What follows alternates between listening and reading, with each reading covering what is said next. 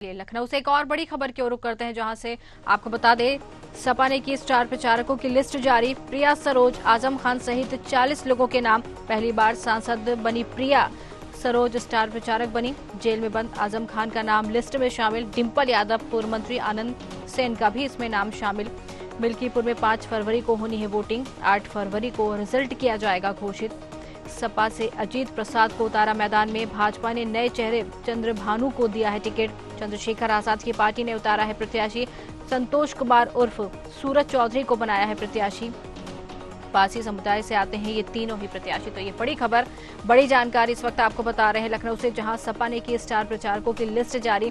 प्रिया सरोज, आजम खान सहित 40 लोगों के नाम इसमें शामिल हैं। चलिए ज्यादा जानकारी लेंगे, हमारे साथ प्रशांत राव लगातार बने। जी प्रशांत, सपा ने अपने स्टार प्रचारकों की लिस्ट जारी कर दी, 40 नाम इसमें सामने आए हैं। जी बिल्कुल, उत्तर प्रदेश की अयोध्या जनपद की मिल्कीपुर सीट पर उप विधानसभा चुनाव होना है, जिसको लेकर समाजवादी पार्टी ने कमर कस ली है। इस सीट पर 5 फरवरी को यहां मतदान होगा और 8 फरवरी को यहां पर रिजल्ट आएगा। तो समाजवादी पार्टी की तरफ से स्टार प्रचारकों की सूची जारी की गई है, जिसमें समाजवादी पार्टी के मुखिया अखिलेश यादव और इसके साथ ही सांसद डिंपल यादव और पार्टी के तमाम वरिष्ठ नेताओं को यहाँ जिम्मेदारी दी गई है। इसमें सबसे महत्वपूर्ण बात यह है कि समाजवादी पार्टी इस सीट पर अपनी जीत बरकरार रखना चाहती है। 2022 में अजीत प्रसाद के पिता अवधेश प्रसाद यहां से विधानसभा चुनकर गए थे, लेकिन 2024 में वो सांसद चुने गए, इसलिए सीट रिक्त हो गई थी। समाजवादी पार्टी ने अवधेश प्रसाद के बेटे अजीत प्रसाद को सीट पर चुनाव लड़ाया है। उनके सामने भारतीय जनता पार्टी के चंद्रभान पासवान चुनाव लड़ रहे हैं। चंद्रभान पासवान भी 2 बार के जिला पंचायत सदस्य हैं और इसके साथ ही वर्तमान में उनकी पत्नी कंचन पासवान भी जिला पंचायत सदस्य हैं। तो 3 पंचवर्षीय से चंद्रभान का भी एक पॉलिटिकल बैकग्राउंड है। हालांकि देखा जाए, चंद्रभान पासवान जो भारतीय जनता पार्टी के प्रत्याशी हैं, उनके पिता भी राजनीतिक रूप से सशक्त हैं, क्योंकि वह भी अपने ग्राम पंचायत से प्रधान रह चुके हैं।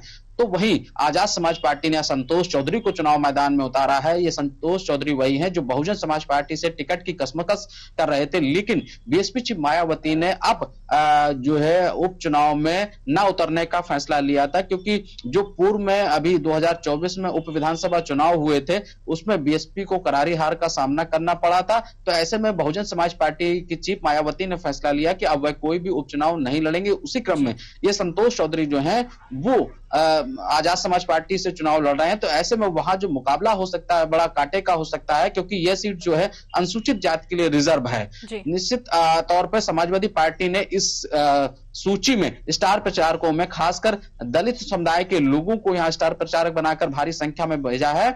और इसके साथ ही यहां समाजवादी पार्टी ने सेक्टर में अपने विधानसभा क्षेत्रों को बांट रखा है। वहां पर जाति आधार पर, क्षेत्र के आधार पर नेताओं को जिम्मेदारी दी है। और इसमें चाहे मुस्लिम हो, यादव हो या फिर अनुसूचित जाति के लोग हो या फिर सवर्ण नेता हो, उनको भी जिम्मेदारी देकर इस मैदान में उतारा है, ताकि आने वाले समय में जो 8 तारीख को रिजल्ट आएगा वो समाजवादी पार्टी के पक्ष में आएगा। 40 स्टार प्रचारकों की सूची इसमें जारी की गई है। इसमें क्षेत्रीय नेताओं का भी विशेष ध्यान रखा गया है। अयोध्या मंडल के नेताओं का भी ध्यान रखा गया है, उन्हें भी उचित स्थान दिया गया है।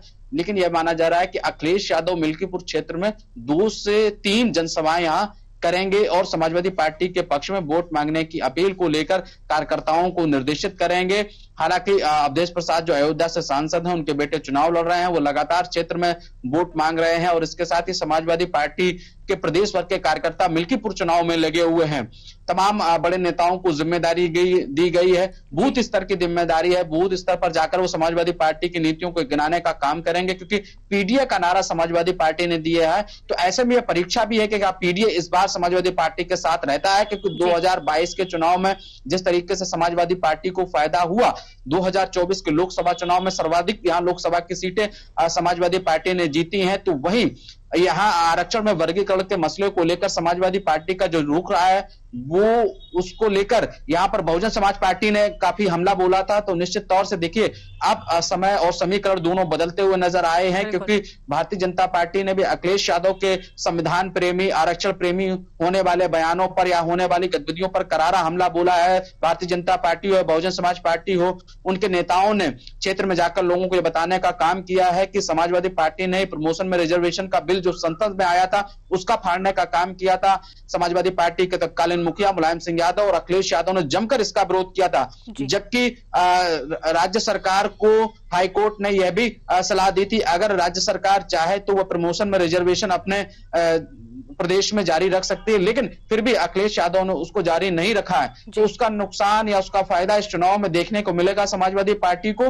हालांकि स्टार प्रचारकों की सूची के माध्यम से अखिलेश यादव ने यहां डैमेज कंट्रोल को साधने की कोशिश की है। बिल्कुल कह सकते हैं। बहुत बहुत धन्यवाद प्रशांत हमसे जुड़ने के लिए और ये तमाम जानकारी हम तक पहुंचाने के लिए।